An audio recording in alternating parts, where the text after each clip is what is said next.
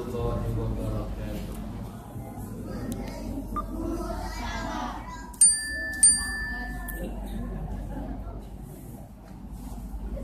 Alhamdulillahilladzi arsala rasulahu bil huda wa dinil haqq.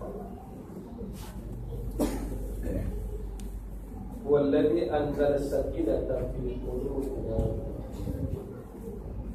wa anzala rahmatan fi kulli umurina. Walladzi yusawwiruna fil arham kayfa yasha. Nusalli wa nusallim ala rasulina al-karim sayyidil mursalin wa qa'idil du'atil mujahidin wa ala alihi wa sahbihi ajma'in, amma ba'd. Faya ibadallah ittaqullah usikum wa nafsi fi taqwallah faqad fazal muttaqun. Rabbi shrah li sadri wa yassir li amri wahlul 'uqdatam min lisani yafqahu qawli.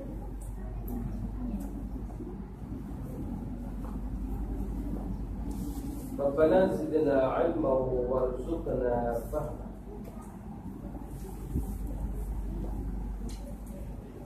وقال الله تعالى في كتابه العزيز أعوذ بالله من الشيطان الرجيم بسم الله الرحمن الرحيم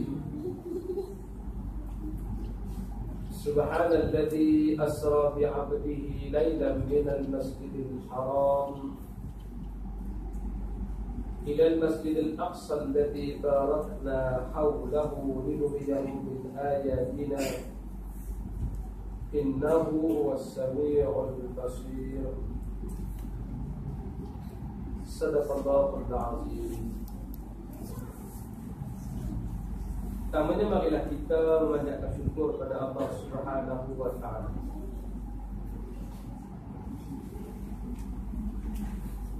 Alhamdulillah, pada malam yang penuh barakah ini dapat kita bertemu. Saya pun tak teringat saya pernah mari, tapi dia tanya ada Faizal ni, oh saya tak pernah mari surah ni. Saya pernah mari, tak ingat. Bulan Ramadan lah, Ustaz. Alhamdulillah, kali ini kita bertemu lagi dalam sesi Isra dan Mi'raj. Dan saya kira bahawa peristiwa ini kita sambut pada tiap-tiap tahun. Cuma bagus kita orang Islam tak semua untuk menyambut kisah yang terjadi dalam peristiwa Isra dan Mi'raj. Kadang-kadang bukan pasal sambutan sangat, tapi pasal makan yang disediakan. Sambut ni kalau buat makan, tak ada ustaz ceramah, dia tak apa nak best pada dia kena jemput. Bila ustaz nak orang main ceramah lagi, betul dia makan, baru okay. Dan Alhamdulillah, pada malam ni saya pun taklah nak cerita sangat pasal soal Isra dan Mi'raj ni. Sebab saya rasa tuan-tuan pun boleh cerita lah. Kalau sekadar nak cerita macam mana yang biasa ustaz yang cerita, saya rasa tuan-tuan boleh cerita lah. Tak ada tunggu ustaz jimat kos tidak. Tapi saya cuma nak ambil pengajaran yang terselindung dari segi peristiwa Isra dan Mi'raj. Dan saya berkeyakinan kisah itu tak pernah siapa bercerita.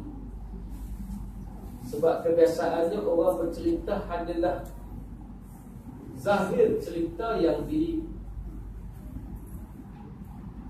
oleh yang dikisahkan di dalam suratul Isra. Cerita Nabi dijalankan oleh Allah Subhanahu wa Ta'ala. Cerita Nabi SAW menuju ke Sidratul Muntaha. Cerita Nabi pulang daripada Baitul Muqaddas ataupun Masjidil Aqsa balik tu Nabi sampaikan ceritanya. Saya tak nak yang tu sebab saya tahu tuan dah tahu cerita. Sebab mengulang cerita yang tuan dah tahu itu tidak apa-apa molek bagi orang yang selalu dah ingat. Janganlah macam seperti kita ulang dah sama dah. Sagi abang balik masjid surah ni bagi susu lah. Jangan lupa.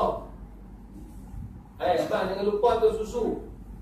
Abang, lagi susu jangan lupa. Hang nak pesan kat berapa kali esok? Kan dia dah ingin lah. Pasal dah campak 3 kali esok nak tahu berapa kali esok lah. Begitulah ceritanya kalau kita tu ulang benda yang sama, taklah orang naik angin. Tak, bukanlah bila saya cerita Isra Mi'raj itu naik angin tak. Tapi bimbang bila buka soal jawab, tak tahu nak tanya apa dah. Dulu soalan yang orang tanya soalan-soalan tu pula. Soalan tu orang tanya dah, tahu dah Ustaz, borak ni apa benda Ustaz? Borak ni dia kata, perempuan tu tak tahu Nabi seorang ni tahu. Borak tu besar mana Ustaz? Soalan tahun kedua. Borak ni dia kecil sikit pada kuda, besar sikit pada baral. Borak ni warna apa Ustaz? Soalan tahun keempat. Sebutan Isra Mi'raj. Borak ni warna putih. Mai dah banyak tengah tanya soalan borak, dah tanya soalan ni. Dah tak tahu soalan apa, Ustaz nak tanya. Borak kalau buat kekah, cekok kedua. Memang soalan dia kan. Jadi maknanya benda-benda itulah saya kira bahawa tuan dah tahu cerita.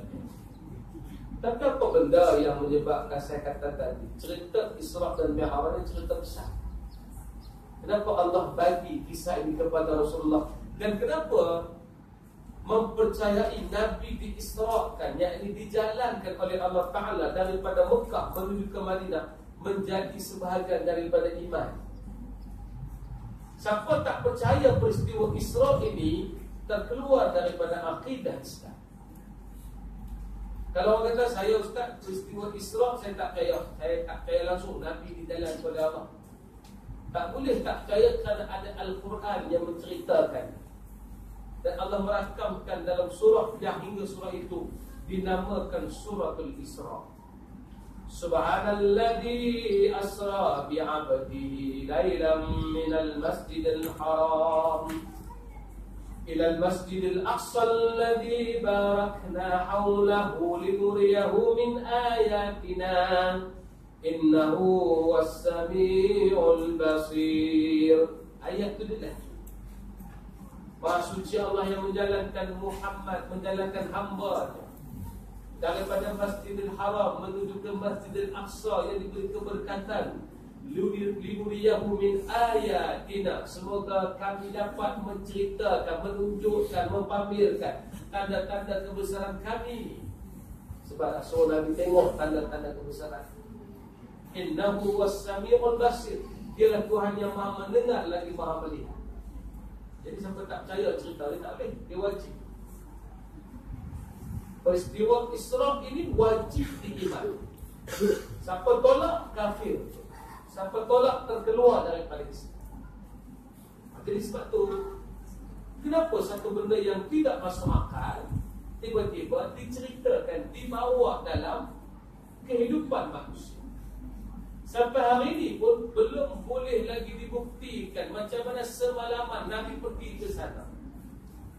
Tak ada fakta saintifik, tak ada yang boleh bukti. Tapi nak cerita walaupun tak ada bukti, ia termasuk sebahagian daripada keimanan.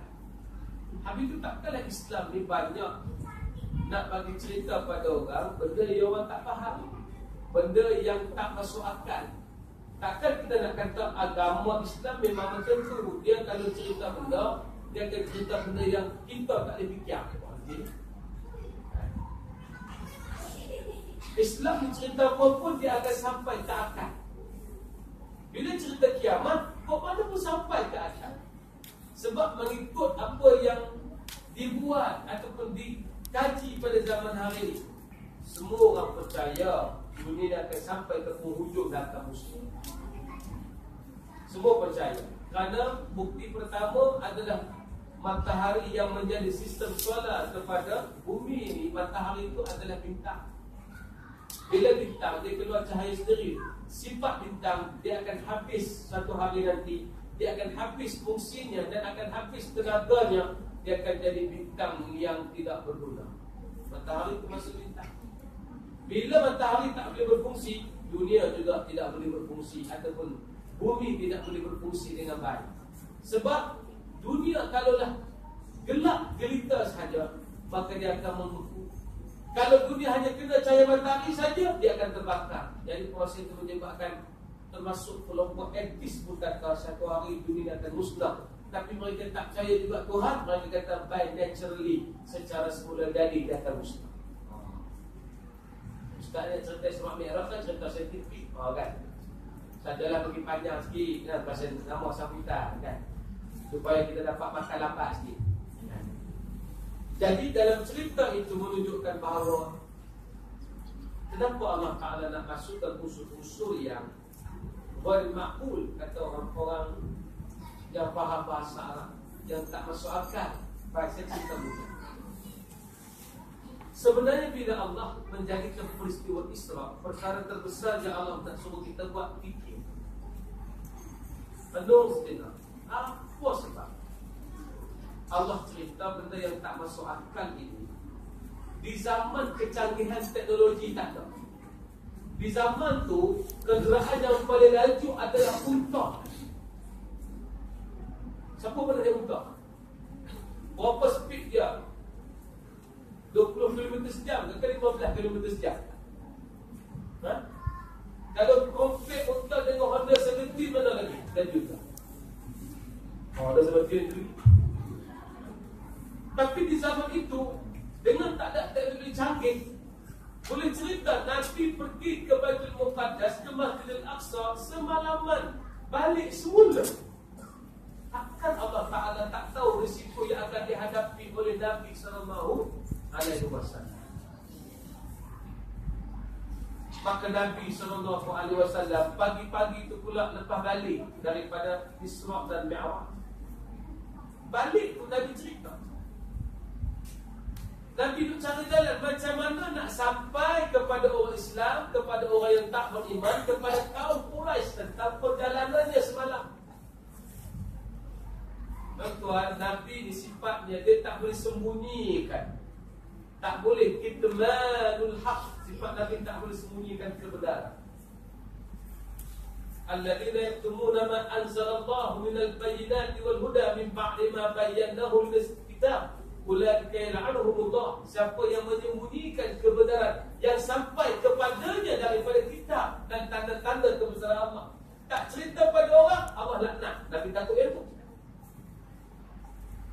Tapi bila Nabi dah fikir nak cerita lagu mana, masa Nabi fikir tu pembantu rumah Nabi, saya lupa sama ada Ummu Aiman ataupun Ummu Hani. Ummu Aiman ni seorang makcik yang jaga Nabi. Ummu Aiman ni hamba sahaya kepada Aminah mak Nabi. Aminah dengan Ummu Aiman ni umur lebih kurang sama ya. Tapi dia hamba milik Aminah. Lepas Aminah mati, Ummu Aiman yang jaga Nabi. Ada satu lagi Ummu Hani. Ummu Hani sepupu Nabi. Saya tak ingat sama ada Ummu Hani atau Ummu Aiman. Tak apalah, kalau tak ingat yang tersebut tetap kita boleh makan malam ni dekat. Cuma nak cerita, ada salah seorang dua perempuan ni yang bila Nabi kata dekat dia, Nabi kata, aku nak ada cerita pada orang Quraisy ni semalam aku pergi ke Baitul Muqaddas. Maka wanita yang mendengar ucapan Nabi tu kata, saya rasa tak payah sebut kot. Kaya kalau dia sebut buat tukang nak cerita. Cerita ni bagi daripada main gitu, dia cerita. Kan? Maknanya pandangan sama ada Ummu Hani ada Ummu Aiman ni, kalau boleh jangan cerita gitu. Terutama kepada pemimpin Quraisy. Cari jalan menyebabkan kau akan dipermainkan oleh mereka, wahai Muhammad. Tapi Nabi ni tak boleh ballighu anni. Sifat Nabi kena sampai. Nabi pun pergi ke Mekah. Duduk cari jalan nak cerita, datang Abu Jahal. Abu Jahal ni dia suka cakap Nabi. Beza Abu Jahal dengan Abu Lahab. Abu Lahab bila lawan Nabi, dia terang-terang. Nabi kata da'autukum ila Islam. Dia terang kata, Ya ma'syar Quraisy, la tasma'u li hadzal rajul fa innahu junun. Dia terangkan. Wahai orang Quraisy, jangan dengar dia anak menakan aku gila, apa jangan dengar dia. Tapi Abu Jahal dia tak lawan darah dia tu. Dia jenis pelan-pelan. Dia jenis cucuk jarum pelan-pelan. Tengok Nabi tu sebelum dia pergi tanya. Hai Muhammad, ada cerita baru kan? Cerita.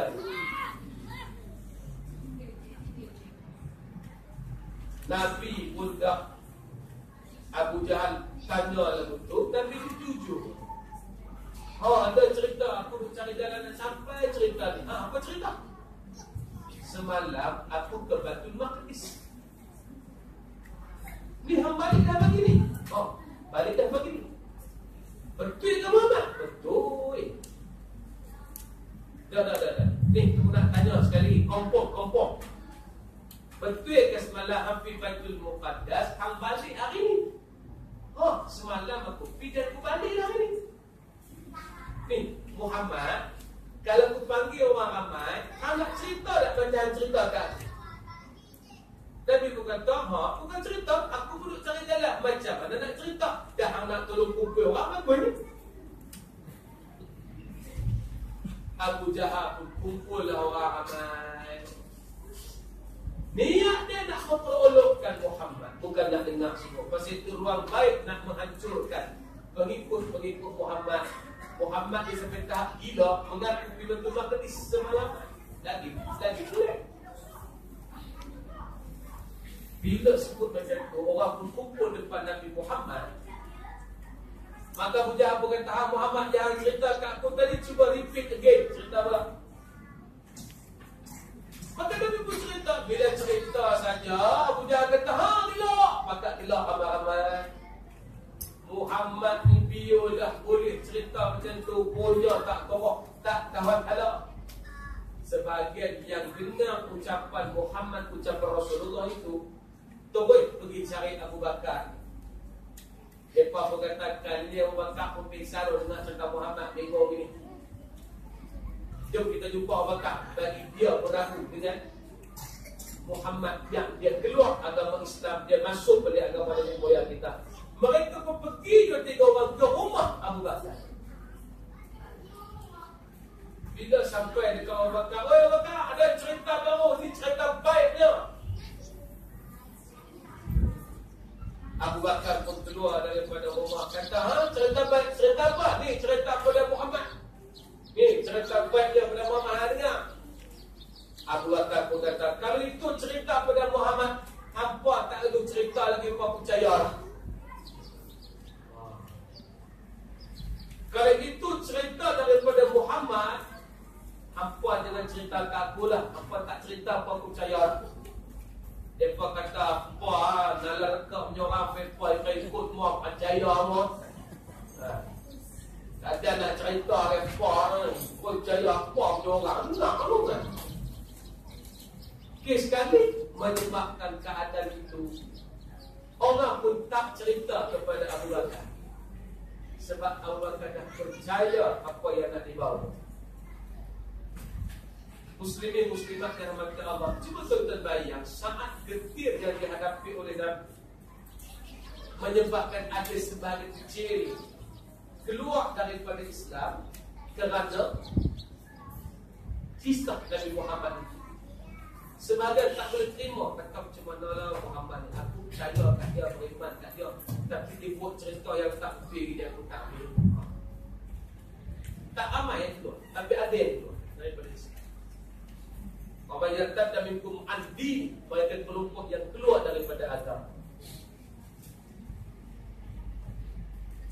Tapi kebanyakan orang masih beriman dengan Nabi. Tak cukup dengan tu, ada yang orang Quraisy sendiri sikit. Namanya Mut'im bin Adi.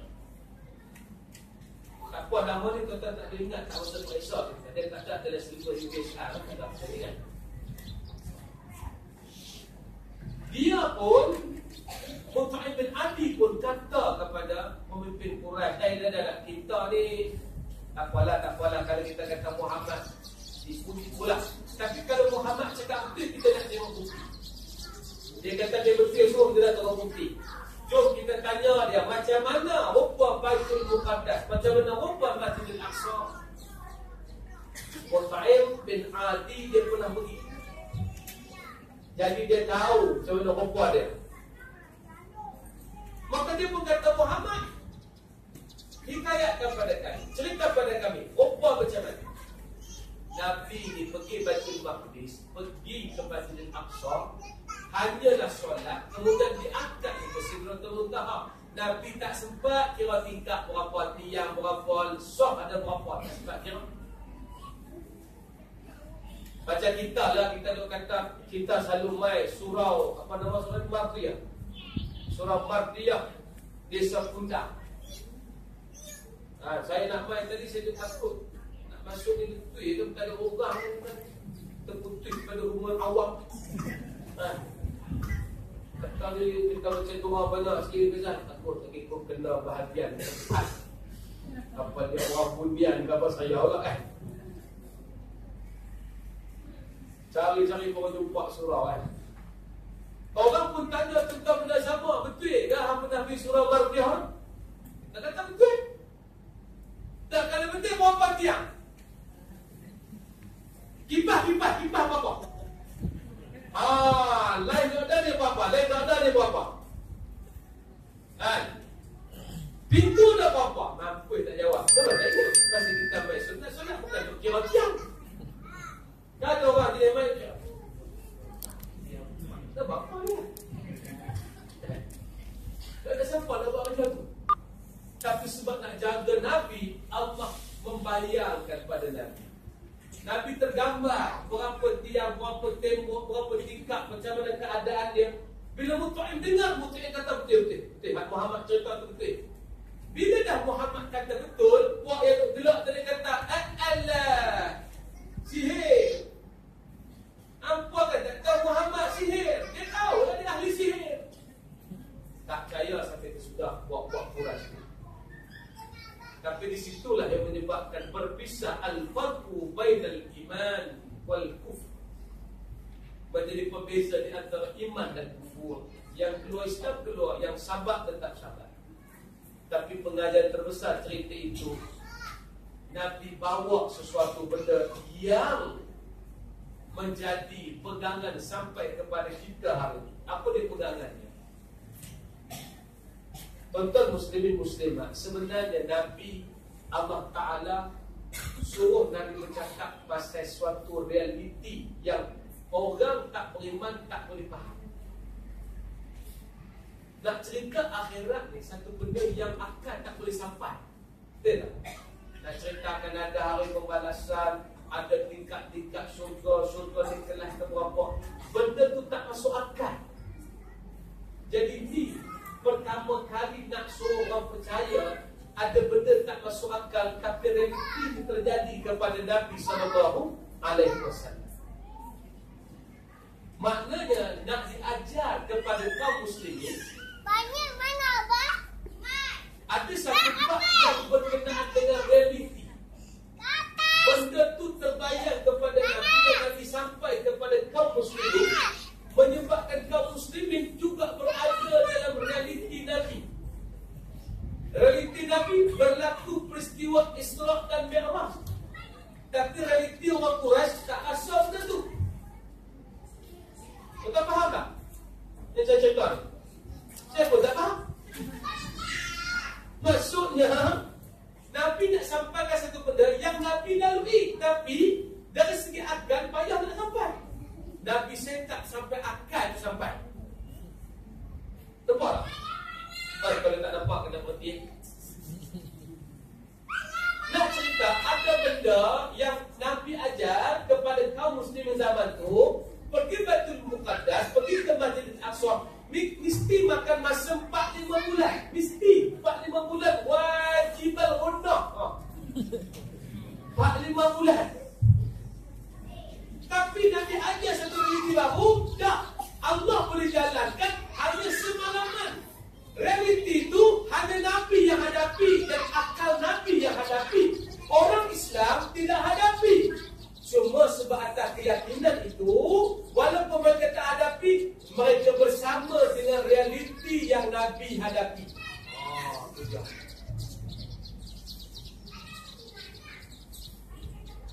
Susah faham. Tak dengar tinggi-tinggi, sekali desa Kundang, desa tak.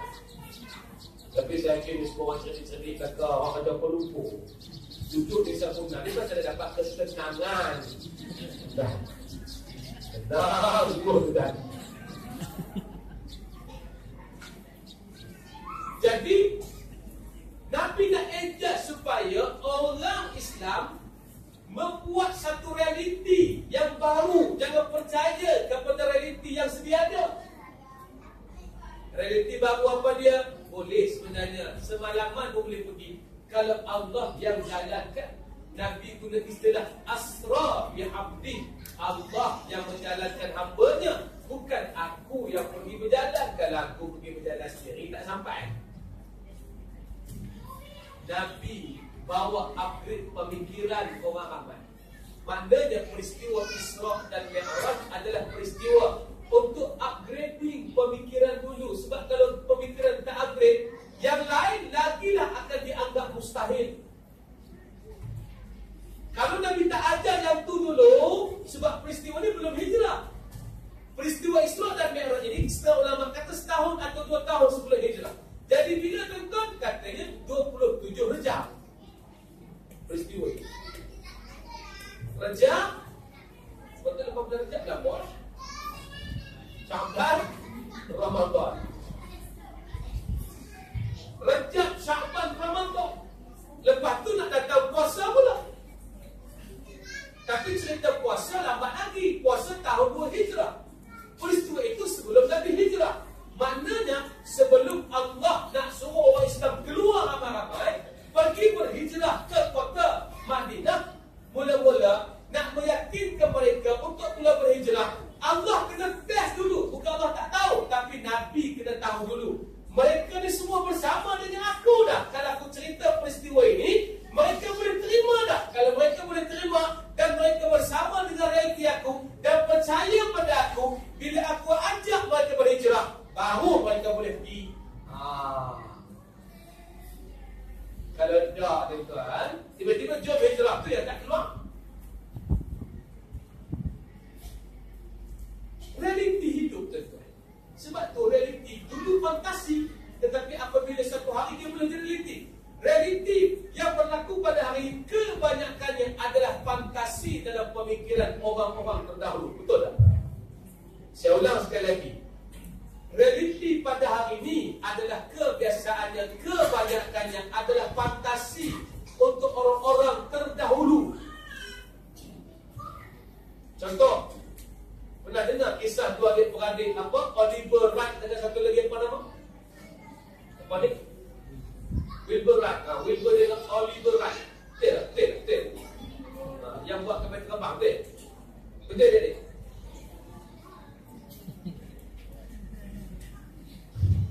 Yang cipta kapal terbang. Saya nak kaitkan macam mana satu benda yang dianggap fantasi oleh sebahagian orang, tapi pada orang di zaman itu dia cuba realitikan, dan benda itu jadi. Maka dulunya fantasi, hari ini realiti. Contoh, kalau hari ini kita kata saya pergi Ayostar, saya terbang. Orang percaya tak? Orang percaya tak, tuan-tuan? Percaya pasal kita naik kapal terbang. Zaman Henry Ford, zaman dia pernah sebut, saya nak cipta satu kenderaan besi yang bergerak sendiri. Dulu kenderaan besi ditarik oleh kuda, tapi saya tak nak kuda tarik dah. Saya nak dia bergerak sendiri. Orang zaman tu kata apa? Gila punya yuk. Ada boleh. Hidup sampai jaket. Kita rakor je lah. Aku memang gitulah dekat. Orang tak percaya zaman. Ketika Oliver nak kuat kapal terbang ni, dia berkata kami percaya satu hari manusia boleh terbang. Mereka kata gitu. Bila mereka sampaikan kepada orang-orang di sekitar mereka, semua kata you are crazy man. You are crazy man. What the hell? What are you doing? akhir sekali dalam minda mereka yakin manusia boleh terbang. Tu yang mereka membuat benda bersayap, kayu-kayu tu atas bukit, dan mereka cari tanah yang pada lembut supaya kalau mereka jatuh agak tidak berisiko. Lama mencuba, akhir sekali Oliver dan beradik ini berjaya mencipta kapal terbang. Orang yang kata you are crazy, you are bad, every fool, you are bloody fool, macam-macam orang kata. Ketika sudah siap benda tu, semua dah bersama dengan reality right tadi. Adik-beradik right, brother right tadi. Dulu mereka tak ada dalam reality tu. Sekarang orang ramai mula dah betul. Memang manusia boleh terbang, tapi guna yang dipanggil kapal terbang. Yang tu saya maksudkan. Ketika Henry Ford kata, saya nak buat satu kenderaan bergerak sendiri tak pakai kuda, orang ucap dengan ucapan sama. Tapi bila siap dan dipamerkan, orang kata betul. Yang disebut betul, korek. Ini betul. Nabi, orang kata mustahil pergi, tapi Nabi sudah ada realiti itu. Sebab tu bila orang cerita kepada Abu Bakar, orang baik cerita kepada Abu Bakar kata, aku percaya. Sebab Abu Bakar bukan percaya bodoh gitu. Abu Bakar sudah berada dalam realiti Rasulullah SAW. Sebab apa? Sebab lepas itu akan ada lagi cerita-cerita ganjil yang dibuat oleh Nabi di zaman itu, tapi terbukti di zaman kita bukan lagi ganjil. Apa cerita-cerita ganjil? Cerita ganjil lepas tu kan berlaku peristiwa hijrah. Masa hijrah, Nabi bertemu dengan Suraqah bin Malik. Pernah dengar cerita Suraqah? Suraqah mengejar Nabi yang berhijrah. Pernah dengar cerita tu? Suraqah pun kejar Nabi yang sedang pergi hijrah. Berapa kali Suraqah jatuh. Akhir sekali Suraqah kata, amantu bika ya Muhammad, aku beriman denganmu. Nabi pun berhenti. Bila Nabi berhenti, Nabi pun kata pada Suraqah, wahai Suraqah, Allah menjanjikan kepadamu, kau akan dipakaikan dengan 2 gelang Raja Parsi. Kau akan dipakaikan dengan 2 gelang Raja Parsi. Tuan-tuan, zaman tu Nabi tak pernah pilihan raya umum lagi tuan. Ya, bukan tu. Nabi tak merintah Madinah lagi. Nabi baru berjalan nak pergi Madinah. Masa tu Nabi dah sebut satu realiti yang pada Suraqah adalah fantasi. Tapi sebab tahu yang sebut tu Nabi dan percaya Nabi ni ada realiti yang hebat, kau akan dipakai dengan gelang 2 gelang Raja Parsi. Suraqah dengar. Okey. Soalannya, bila Suraqah dapat 2 gelang Raja Parsi, bukan esok lusa tulat tonggin dah kan? Realiti dia Suraqah dapat ketika usianya lanjut dah. Ketika zaman pemerintahan Umar Al-Khattab, Nabi memerintah kota Madinah selama 10 tahun. Nabi wafat, naik Abu Bakar memerintah 3 tahun. Abu Bakar wafat, naik Umar memerintah. Bila Umar memerintah sampai menang dalam perang Qadisiyah. Bila menang perang Qadisiyah, dapat awak balik 2 gelang Raja Parsi. Bila awak balik tu, Umar pun kata kepada Suraqah, hada wa'ada Rasulullah SAW ilaika ya Suraqah. Ini dia janji Nabi kepada wahai Suraqah. Bila tu Suraqah ni ceritanya tua lah juga. Tapi janji Nabi itu betul tak? Betul. Sebab daripada janji Nabi itulah para sahabat bertubuh lumus nak kalahkan Parsi untuk dapatkan 2 gelang Raja Parsi. Sebab nak memenuhi janji Rasulullah, kerana para sahabat sudah bersama dengan realiti Rasulullah SAW. Itu saya kata agama Islam ni hebat. Apa yang dipikir dia nak buat, dia boleh buat selagi tidak bercanggah dengan syarak. Manusia Tuhan bagi kelebihan. Dia nak apa, dia berazam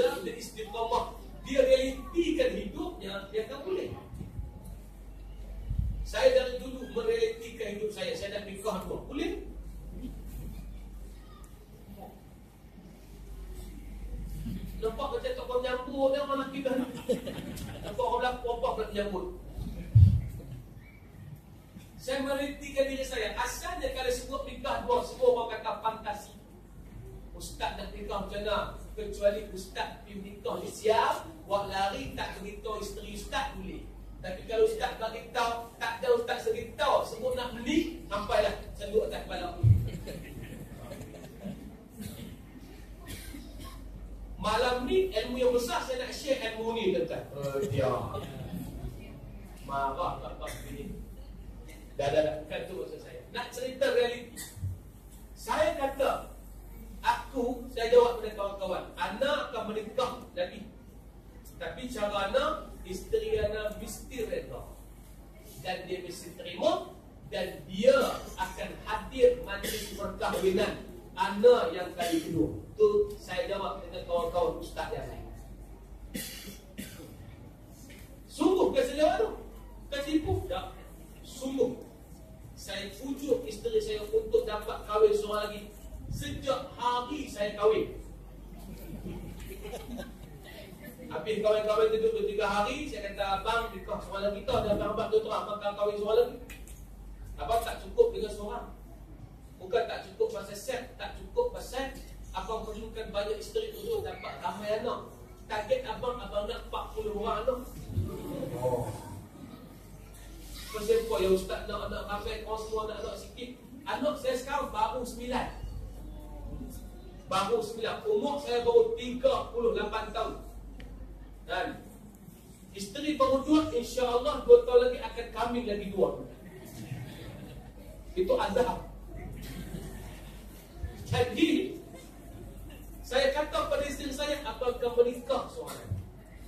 Sebab apa saya nak anak ramai? Pasal apa abang nak anak ramai? Anak 7 orang, 8 orang ni pun serabut dah. Betul, anak 9 orang serabut dah kau. Serabut dah. Tak serabut apa, lompat atas katil seorang panggil mandi, tak mungkin tolong, tak kata hak seorang duk tenduk-tenduk mambat kikui. Macam-macam ni. Untung dapat budak-budak main dengar kuliah dua depan ni. Untung payah jumpa anak soleh ini. Dalam duk nak dapat anak ramai tu kenapa? Sebab saya punya perancangan. Saya tak nak anak saya sikit. Sebab saya ada perancangan besar. Perancangan mudah, saya mudah gini ya. Katalah satu hari saya teringin nak terlibat dengan parti politik. Teringin nak jadi Menteri Besar Selangor. Teringin nak jadi Menteri Besar Selangor, mesti kena menang dun. Tak boleh tak menang dun, kena jadi adun. Bila jadi adun, saya kena pastikan tempat saya bertani menang. Cara strategi itu mudah. Anak saya 40 orang. 40 orang, setiap seorang kalau jantan nikah lagi 4. Bila kita dapat setiap seorang ada anak 40. Cuma biar 40 orang anak, ada dengan anak lagi 40 orang. Campur dengan 7 cicit, cukup dengan undi mereka saya boleh menang. Kita rapikan. Tak gaduh kempen benar-benar. Tak payah maki-maki lawan. Orang tu kata kita senyum. Pasal kita punya undi dah terjamin. Itu cara fikir orang yang nak jadi pemimpin. Saya ambil itu satu. Tapi itu bukan niat saya. Niat saya nak ada empire. Saya tak nak lagi orang Islam lemah. Saya nak anak-anak saya jadi pelumba MotoGP. Saya nak anak saya jadi seorang penyanyi. Saya nak anak saya jadi director filem. Saya nak anak saya jadi lawyer. Kita gabung semua ini. Semua bidang yang kita nak ada daripada kalangan anak-anak kita. Zuriat saya. Semua bin Zulkifli. Lepas saya seronok anak abang. Ada seorang pedih. Ada orang, 4 orang. 4 orang, ramai ke 3 ramai, kena 10 orang dah. Cerita tu menyebabkan saya cuba realiti. Boleh tak?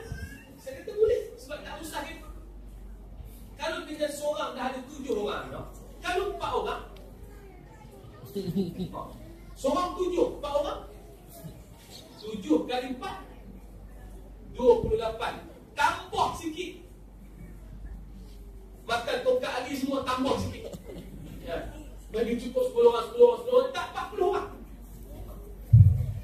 Tak apalah. Nak cerita yang saya realitikan pada isteri saya. Abang bukan menikah seorang lagi. Abang tak buat sampai jadi. Menangis. Dalam taraf nangis, tak nangis lah. Dia boleh letak syarat. Boleh orang nikah seorang lagi dengan syarat apa bagi rentos sebiji, rumah sebiji, ada seorang bibik yang jaga anak-anak. Okey, saya penuhkan fulfill yang tu, boleh dapat nikah. Kami pergi bersama-sama ke Majlis Agama Islam, ke Mahkamah Syariah. Bawa calon yang nak jadi isteri kedua saya. Isteri pertama saya pergi sekali. Kami akad nikah di Kelantan. Dia hadir sekali. Dia yang bagi cincin pada saya untuk saya sarungkan kepada isteri kedua. Tidak sweet, kata letak sweet ni. Nampak macam takut dia cerita. Nampak macam tunjuk.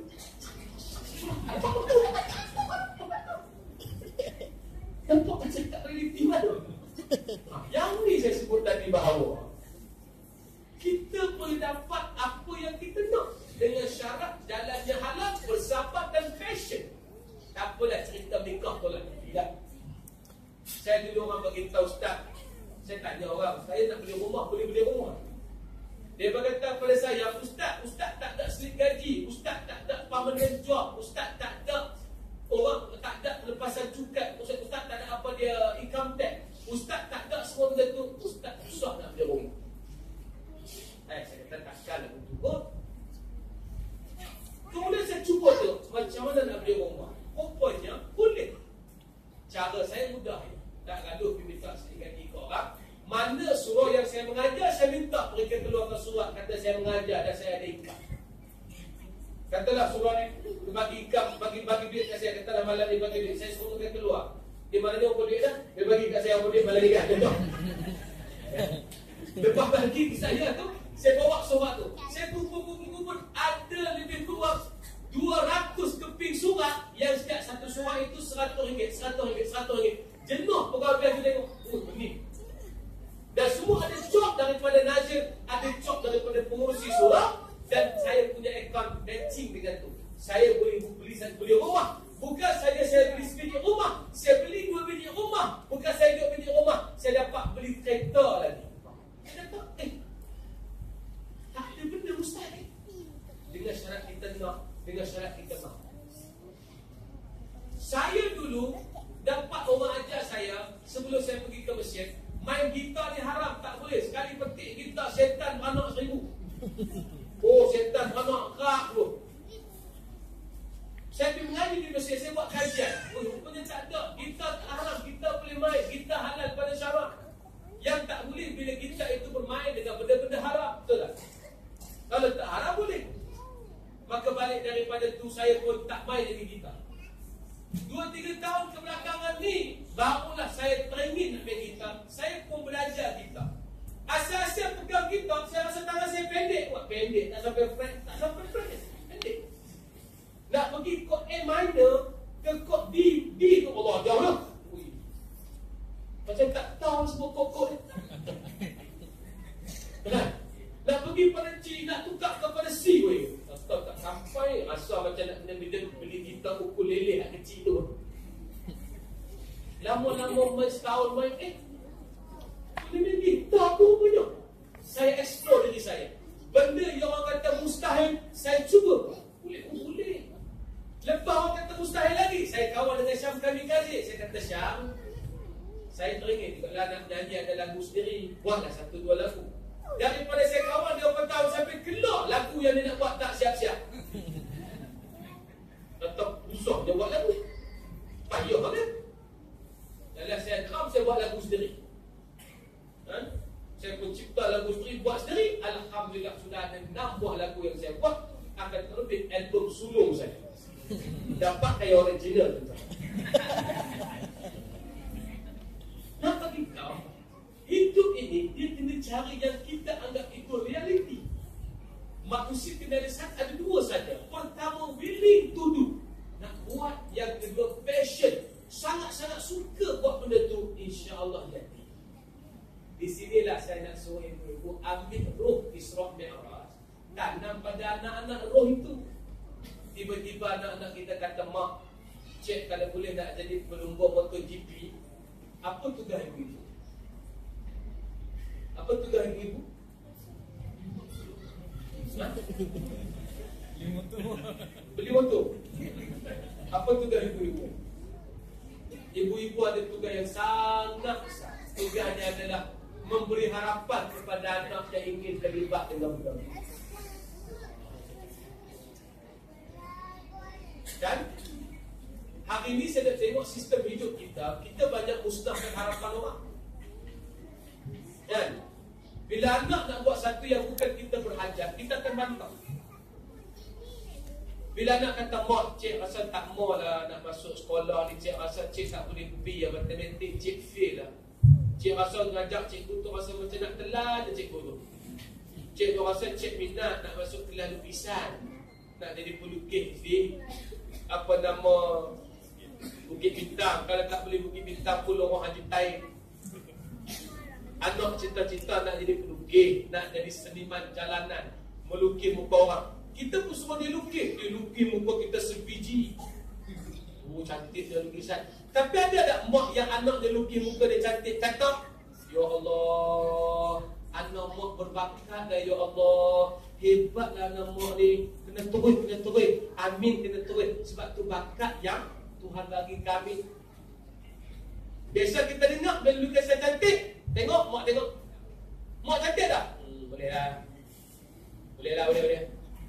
Cik tak ada pelukis, kena main komen, ngaji kata SPM tak ambil lagi. Nampak. Sebab tu saya berada di depan anak-anak ini. Saya nak tanya, tuan-tuan pernah explore tak? Ibu-ibu pernah explore tak? Apa intelijennya mereka? Kita tengok anak kita, tahu tak apa intelijen? Orang pun kata intelijen ni maksudnya kecerdikan. Kecerdikan tu apa? Kecerdikan ni pandai dalam kelas, betul tak? Sebab tu hari ni kita terperangkap. Bila anak kita pergi sekolah, kita akan kata, anak saya 7 orang ustaz, hak 1, 2, 3 cerdik, straight A. Hak 3 orang tu mengaji pandai, ustaz matematik dia buat sebagai penjamatan. Sejarah dapat ni macam ni. Mari anak keempat tak tahu lah pasal apa dia tu. Mengaji bodoh dia. Kekak. Dia suami ayam ustaz jampi sikit lah. Itu nada desa. Dia suami ayam ustaz jampi sikit lah. Dalam saya betul-betul saya kata ayam ni bukan untuk anak, yang dia untuk kau. Pasal mak dia tak boleh detect kecerdikan anak dia. Mak dia tak boleh tahu anaknya apa intelijen. Dan tak maaf tuan-tuan, manusia Allah jadikan intelijen yang berbeza. Jangan ukur kecerdikan anak kita dengan neraca orang, dengan neraca formality. Contoh, ukur kecerdikan anak kita di sekolah, sudah tentu yang tak minat dalam sekolah, yang jenis periksa tak boleh pergi, sudah tentu akan dianggap bodoh. Betul? Dia pakai apa dia, apa Juventus ke apa baju ni? Fly Emirates. SPM tak? SPM tak? Baru 4. SPM ada apa pula? Hah? Tak ambil bebas. Tak ada bebas. Tak ada. Lepas SPM. UPS ada apa? Satu bodoh je. Ada maknada dia. Nak jahanam orang kan susah pun. Tu cara nak jahanam orang. Mungkin nada tu bagi orang lain tak ada, tapi nada gini. Bila anak dia dapat 5A, dia akan telefon kita, mak, anak aku boleh 5A, alhamdulillah, berkat tuition, berkat bestari, berjaya 5A. Anak aku boleh berapa? Aku ajak jahat. Kita pun kata, boleh dah 1A. Oh tu jahat. Tak apalah, sabarlah buat sana kan. Dia tentulah, tapi anak aku pandai juga. Sakit tak? Sakit. Bila mak dia datang telefon dia, boleh tengok, awak hang bodoh pada anak Kak Kiah kan? Anak Kak Kiah, tiba hang dapat 1, hang mengaji ke tak? Makan nasi kuat lagi pada dia. Sebab dia tak memahami realiti anaknya, dia tak memahami jiwa anaknya, dia tak tahu intelijen bukan dalam kelas. Sebab tu Albert Einstein, dia pernah sebut satu pepatah yang menarik. Ikan lumba-lumba adalah ikan yang paling cerdik dalam dunia. Tetapi kalau diukur kecerdikan ikan lumba-lumba itu melalui panjat pokok, nescaya ikan lumba-lumba akan nampak bodoh selama-lamanya. Intelijen ikan lumba-lumba mengenang, tapi kalau suruh dia panjat pokok memang nampak bodoh. Intelijen anak kita sebahagian bukan di kelas, tapi di luar kelas. Sebab tu dalam Quran Allah sebut, cuma kita tak perasan. Huwallazi yusawwirukum fil arhami kaifa yasha. Dialah Allah yang menjadikan manusia macam mana dia kehendaki. Kita pun faham ayat tu, jadikan laki-laki dan perempuan. Rupanya penjelasannya bukan hanya menjadikan laki-laki dan perempuan, menjadikan genius dalam anak itu sejak daripada lahir lagi. Genius maksudnya gene in us. Bukan jin yang kita faham tu. Jin ni adalah kita panggil gen lah, gen. Bahasa Melayu gen. Gene in us. Apa gen kita? Saya nak tanya, tuan-tuan boleh tahu, tuan-tuan minat apa? Ada orang minat mancing ke? Kan? So, siapa yang dia rasa minat mancing? Ada tuan-tuan minat mancing? Yang kat mana ada ayak, pasti dia mancing walaupun ikan tak ada. Hantar di Pak Lokang. Kayak tu.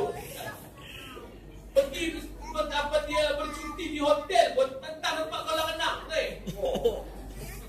Orang tanya bang, banyak dapat ikan. Gila kau menang ikan. Tapi dia mengair juga. Nak tunjuk apa? Jin dalam dia memang dia suka mengair. Tosah dia halang ke mana lah. Tosah ibu-ibu boleh tiap ke mana lah. Boleh tiap lah ke mana pun dia gitu. Apa nak pergi mana?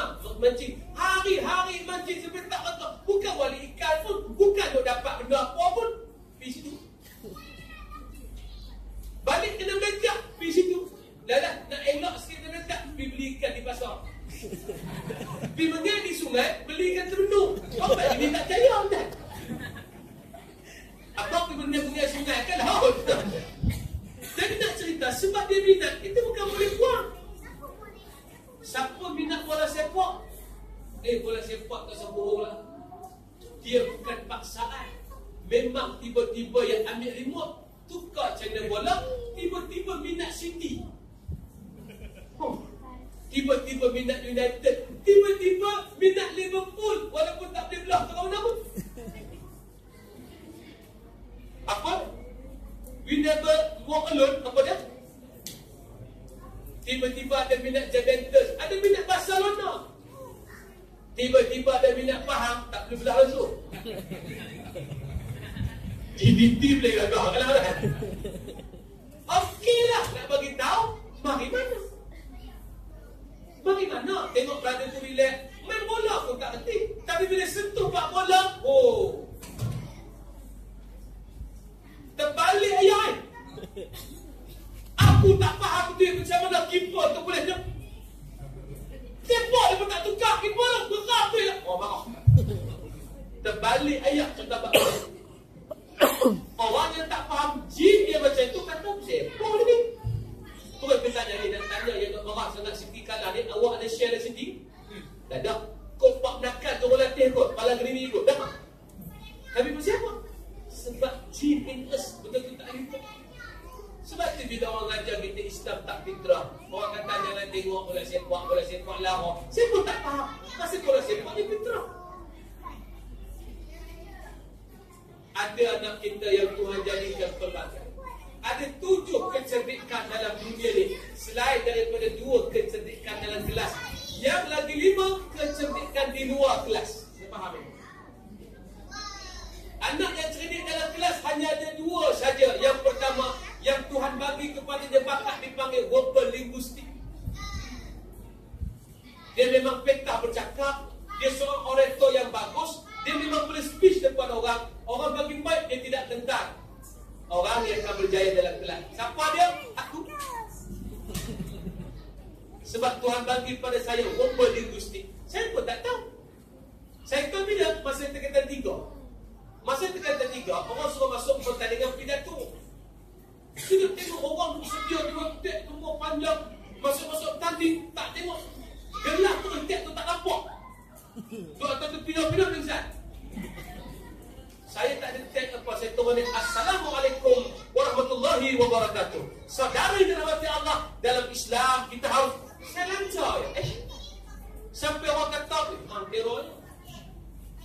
tak tahu benda tu. Bukan kita minta. Itu jenis saya. Memang saya berjaya dalam kelas. Sentiasa skor dapat nombor 1 atau nombor 2 saya. Saya pernah dapat nombor 1 4 kali.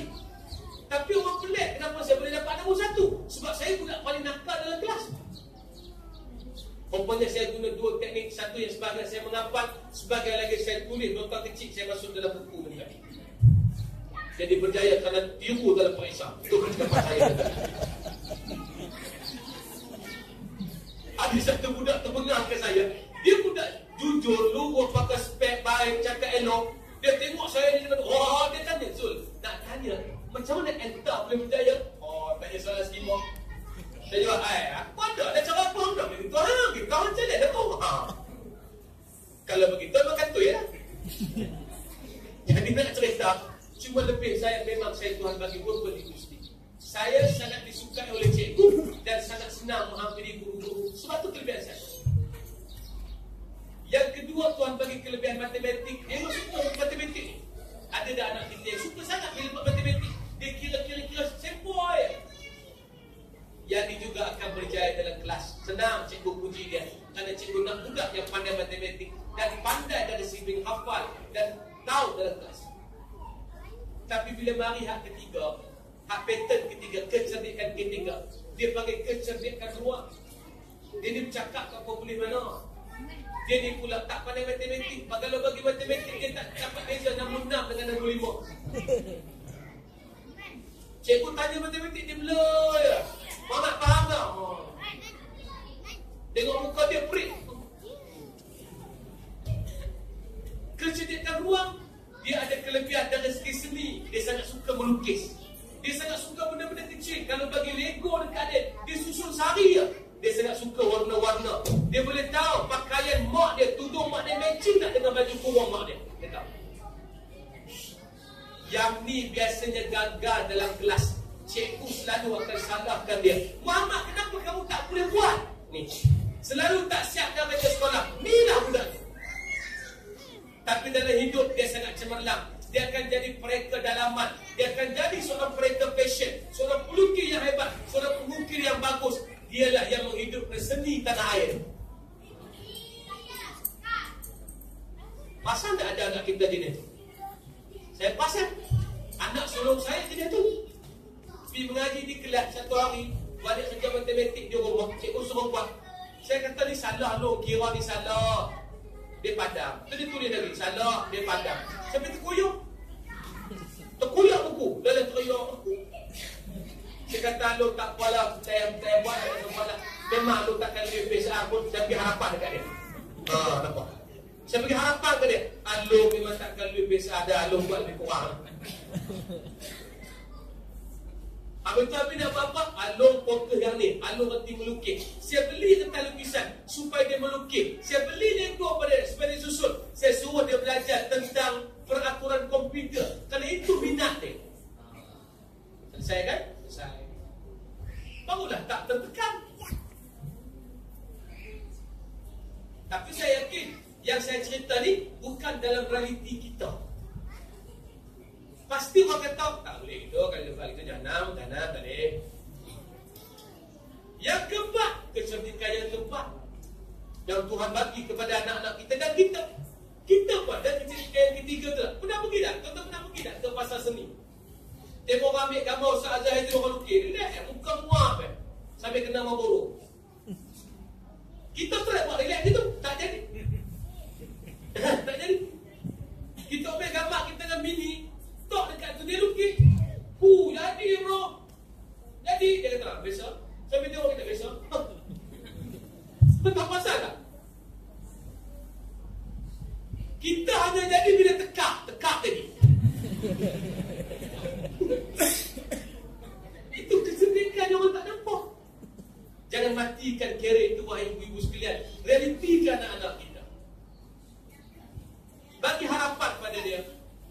Mak nampak adik Tuhan tak bagi kecerdikan dalam kelas. Mak nampak adik pun tidak cakap banyak. Adik pun pendiam. Anak saya harus suruh untuk pendiam tu. Telefon saya sudah tahu. Abi, ya. Mana? Kuliah. Balik. Lagi balik.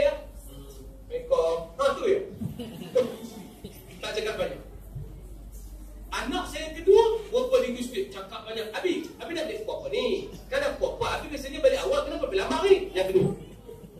Yang tu perangai macam saya. Beranak pun hampir sama dengan saya. Saya beranak 17 bulan Mac, dia pun 18 bulan Mac. Hampir sama tarikh lahir. Bulan 3. Jadi cerdik semua dalam kelas. Memang cikgu bagi harapan dekat dia. Perangai macam saya, suka tengok perempuan. Sama. Jadi bila tengok dia, saya kata budak ni memang kena masuk kelas, kena jadi ustaz. Kalau tak, ramai anak darah orang rosak.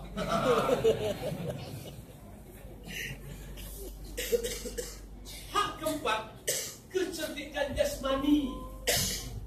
Yang ni tak ada siapa nafi bahawa ada anak kita kalau bagi bola kat dia terajang, dia dribbling, dia angkat, dia timbang, dia naik, dia buat macam-macam skill. Kita pernah ajar tak pernah, tapi memang dia berbakat dan dapat. Timbang, sakit. Tak ada tempat pusing balik. Bukan badan. Jadi. Intelligent. Budak macam ni, biasa gagal dalam kelas. Dan biasanya dia bukan orator yang baik. Bukan jurucakap yang baik. Dia bercakap pun macam tak jelas mana ya. Tapi tengok iklan kucing habis bola sepak. Iklan makanan kucing. Hai, makanan kucing. Saya nak iklan. Itu kan tu. Tapi simak bola pandai.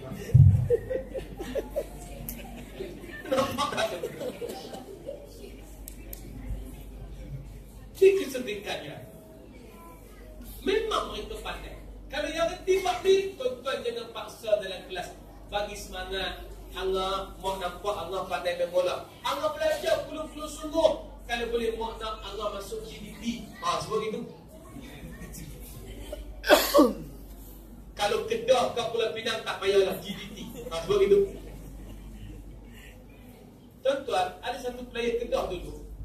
Dia kata ustaz, dia kata kepada Faizal kepada saya, ustaz, anak dia ustaz, 2 orang hafal Quran, 1 orang hak bongsu tu agak tak mau sikit Quran ni. Bukan tak mau Quran, hafal tak boleh. Dia memang suka. Dia hantar anak nombor 3 pergi Masal. Masuk kelab Masal. Tuan-tuan, Malaysia kalau kita nak pindah kelab, pergi ke kelab Eropah tak boleh. Pasal kita punya ranking teruk berpenuh. Myanmar pun atas daripada kita. Jadi kalau kita nak pergi pindah ke kelab-kelab overseas tak boleh. Melainkan kecil-kecil. Hantar pergi overseas, belajar di kelab itu. Jadi dia hantar anaknya pergi Masal. Dia kata, ustaz, anak saya pertama Alhamdulillah sulung. Faizal kata, dia cerita pada Faizal kata, ustaz, anak saya yang sulung habis Quran. Yang kedua habis Quran. Hak ketiga dia tak berapa sikit ustaz. Main bola sepak Tapi dari segi untung untuk dia, siapa boleh untung? Sebab ada hafal Quran ni bila habis Quran, hanya jadi imam Ramadan. Imam Ramadan tahu sajalah. Habis bulan Ramadan orang pergi umpun duit. Tengoklah ustaz kita kumpul mana berapa duit dapat. Anak kedua gitu juga. Yang banyak membantu dia anak nombor 3. Pasal Masal bagi pada dia tiap-tiap bulan 30,000 untuk dapat beasiswa daripada Masal kerana menghantar anak ke akademik itu. Jadi jangan kata hanya pandai dalam kelas boleh buat duit. Tak. Kecerdikan tu Tuhan bagi boleh buat. Kecerdikan yang kelima, kecerdikan muzik. Muzik mempunyai intelligent. Ada anak-anak kita dan kita yang bila dengar muzik dia tak boleh, dia mesti masuk kereta tak buka radio. Kalau kita tak buka radio, kita masuk-masuk tiba-tiba senyap dia kata apa? Krik-krik. Krik-krik dia buat gitu. Tak ada sunyi benar. Anak saya nombor 4 ada intelijen jadi. Maksudnya habis buka radio, dia mesti tutup. Apa yang lagu dalam radio tu keluar dia akan sambung. Sebab saya tak buka iKim, saya buka Hot FM. Sebab kalau saya buat kereta, saya buka iKim, saya mengantuk. Pasal dia slow sangat. Tuan-tuan, mari kita bertakwa kepada Allah. Dan sabun untuk 3 cara. Saya jadi mengantuk tuan. Jadi bila buka, mesti lagunya juga bukan lagu Selimut Putih. Bila buka radio lain, dia tak Selimut Putih lagunya, dia Selimut Tetangga. Mana mungkin selimut tetangga hati tubuhku dalam kedinginan malam-malam panjang setiap tidurku selalu selalu kesepianku.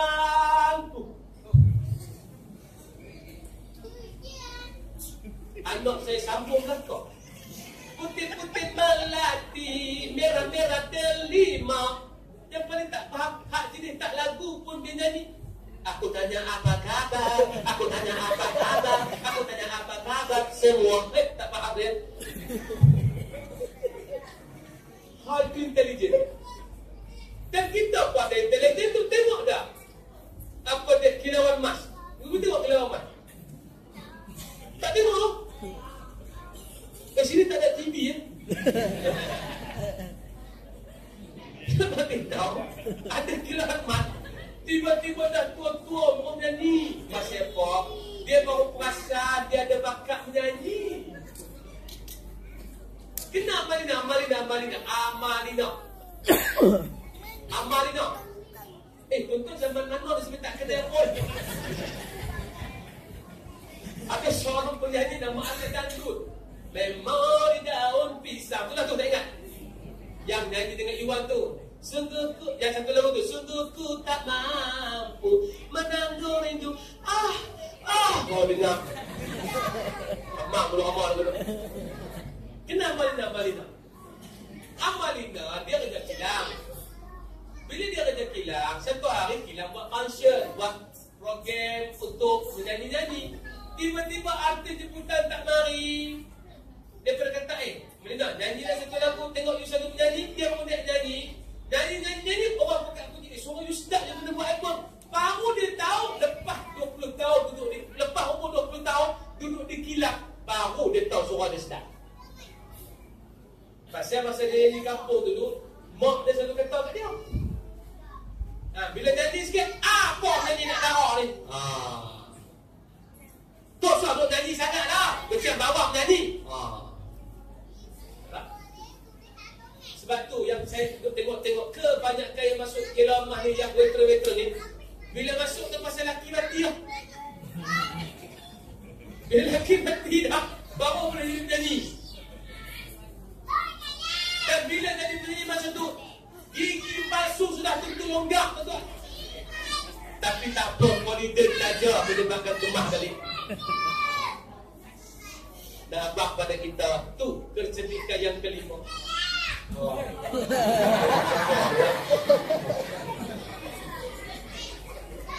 Kecerdikan yang keenam.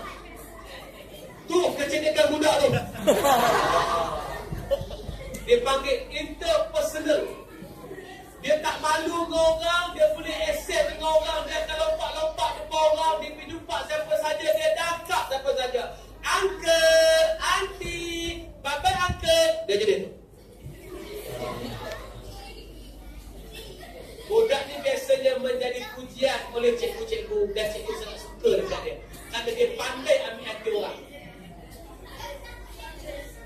Dan orang ni bila besar, kalau dia jadi seorang jurujual dan seorang communicator, dia promote barang, orang pasti beli. Bukan pasal barang sangat, pasal dia. Dia berjumpa, kok saya nampak kok makin cantik lah, kok makin berseri, kok pakai produk ni insyaAllah lagi cantik. Putih, barulah putih. Beli. Nampak dari intelijen. Biasanya anak-anak begini menjadi kesayangan kita. Saya ada anak yang nombor 5 macam ni. Setiap kali saya balik, mesti lari. Abi dekat saya. Abi pergi mana tadi? Pergi mengajar. Oh, kat mana? Desa Kundang. Oh, kendang. Dia duduk. Memang dia sangat friendly layan. Bapak Abi, hati-hati.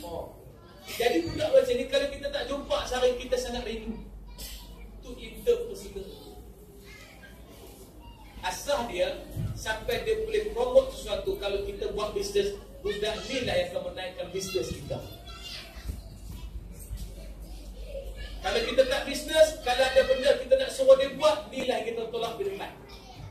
Kita bergaduh dengan mak saudara kita, atau kita bergaduh dengan abang kita, hantar anak ni lah pidaman. Ni interpersonal. Dan yang ketujuh adalah kecerdikan intrapersonal. Yang keenam ni ada kepada, yang interpersonal ni ada kepada siapa tak tahu. Kebanyakan ahli politik yang hebat. Anwar Ibrahim Hidayat. Sebab tu Anwar kat tangan pun nampak mahal. Kat tangan je nampak mahal.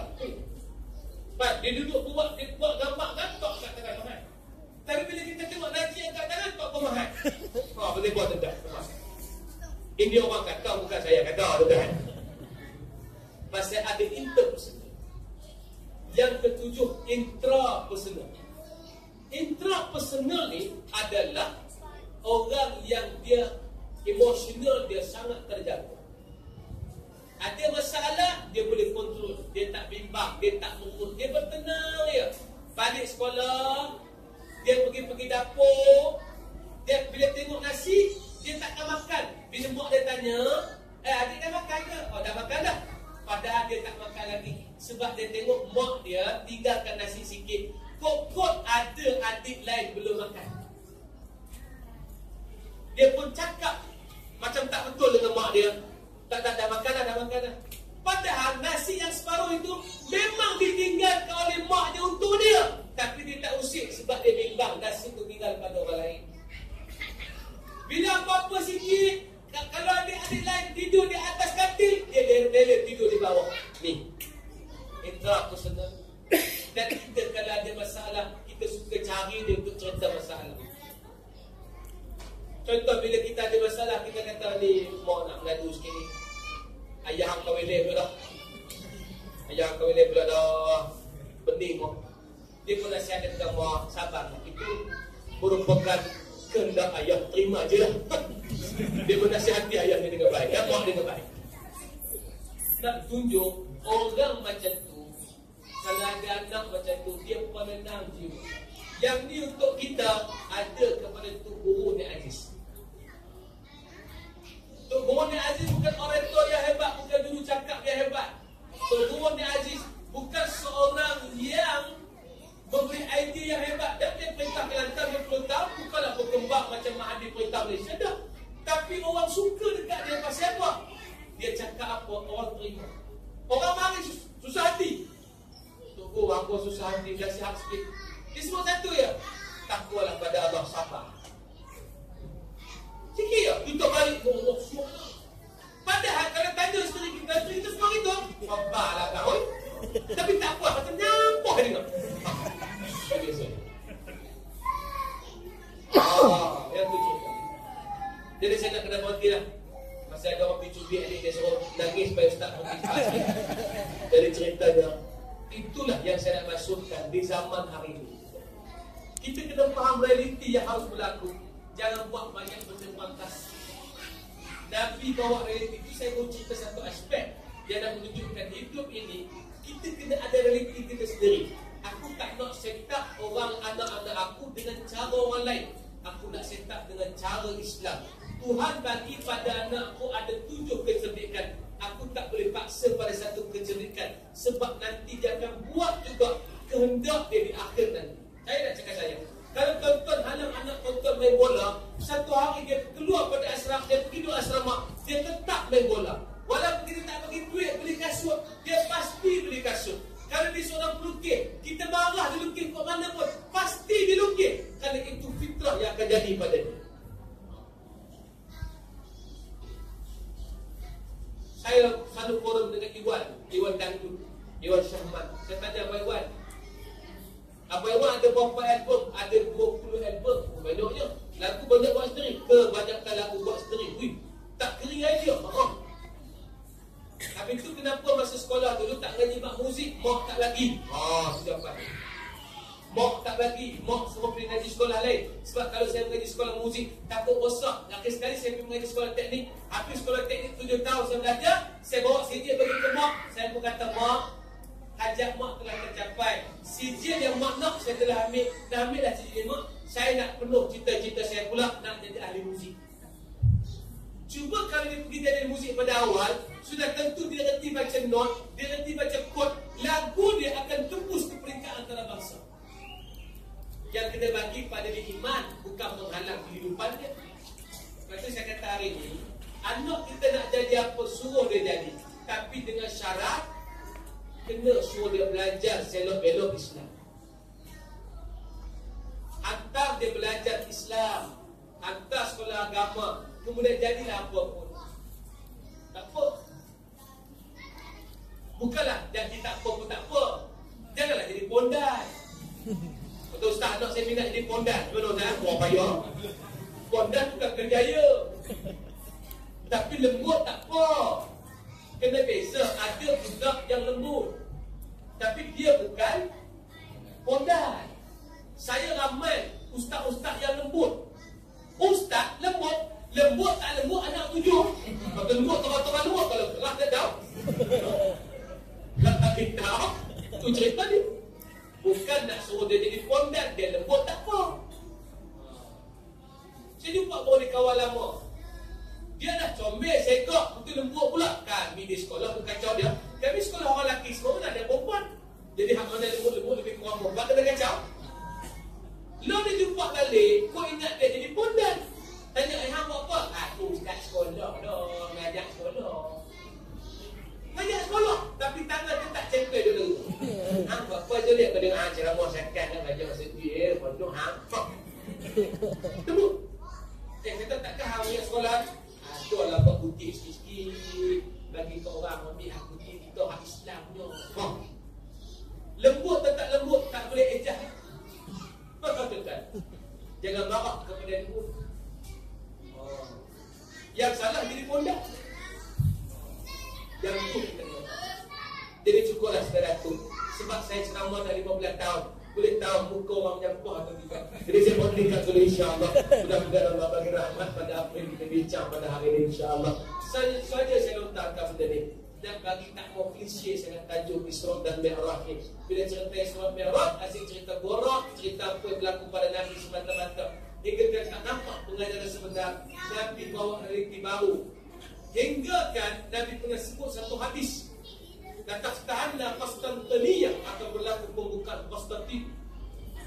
Panakmal amir dalikal amir, panakmal jais dalikal jais. Siapa yang buka Konstantin di Turki, masa itu berada di Eropah, Islam akan buka Konstantin. Nabi kata, hadis itu berlaku zaman Nabi. Islam akan buka Konstantin. Yang boleh buka tu raja terbaik, tentera yang terbaik. Nabi sebut zaman dia, Nabi bagi realiti, satu hari Konstantin pasti terbuka. Para sahabat berada dengan realiti Nabi. Tapi bila Konstantin boleh buka ni? Bukan zaman Umar, bukan zaman Ali, bukan zaman Khulafaur Rasyidin, bukan zaman daripada kerajaan Islam. Dia hanya berjaya dibuka setelah 800 tahun ucapan Nabi SAW. Tandanya Nabi bagi satu realiti yang menyebabkan mereka hidup dalam realiti. Ibu-ibu, bagilah realiti dan percayalah pada realiti. Baru kita akan dapat membina kebaikan. Dengan syarat realiti itu dengan Islam. Kita kena kata, anak aku jadi apa pun, aku kena suruh dia dengan Islam. Nak jadi penyanyi, syarat dengan Islam. Lepas tu di tempat saya ni, saya nak lancarkan wakaf tuan-tuan. Di tempat saya sedang sibuk melancarkan wakaf piano. Sebab saya nak unjuk realiti baru. Iaitu saya nak anak-anak tahfiz saya mereka belajar tentang senok belok berkenaan dengan tun. Tun ni tuan-tuan, dia bukan ketuk-ketuk-ketuk. Ketuk-ketuk-ketuk, dia tak jadi tun. Tun ni dia mari tengok-tengok. Yang tu kalau orang seorang penghafal Quran, dia tahu tun tu Quran yang dia baca lagi sedap. Tu tujuan. Jadi saya sedang lancarkan wakaf piano. Semua orang agak pelik. Piano? Ustaz, betul juga piano ke Quran. Dengar baca Quran, piano. Sebab saya nak ajar muzik pada anak-anak. Tetapi macam sama, mereka menghafal